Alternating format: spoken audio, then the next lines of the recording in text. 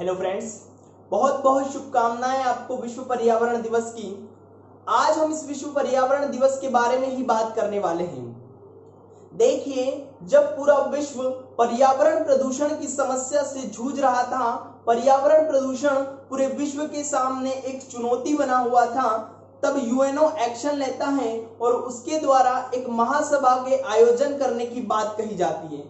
तब वर्ष 1972 में, कब 1972 में स्वीडन की राजधानी स्टॉकहोम में इस महासभा का आयोजन किया जाता है। ठीक है, इसमें लगभग 119 देश शामिल होते हैं और उनके द्वारा एक ही धरती के सिद्धांत को पालन करने की बात कही जाती है।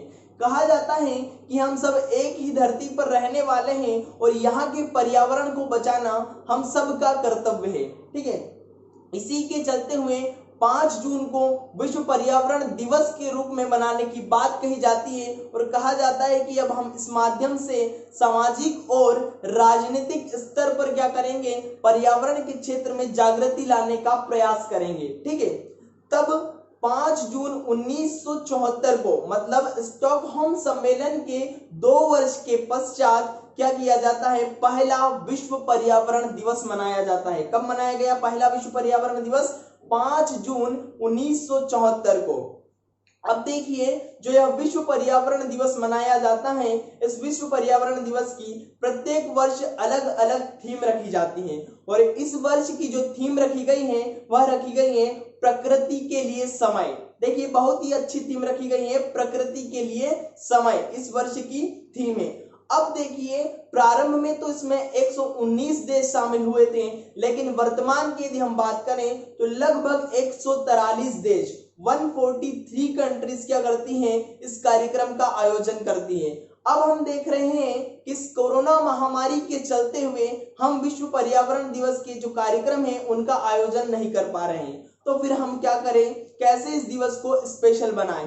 देखिए, हमें कुछ छोटी छोटी बातों का ध्यान रखना चाहिए जिससे कि हम हमारे पर्यावरण को बचा सकें। सबसे पहली बात तो आती है क्या, कि हमारा जो आसपास का वातावरण है उसे हमें स्वच्छ रखना चाहिए।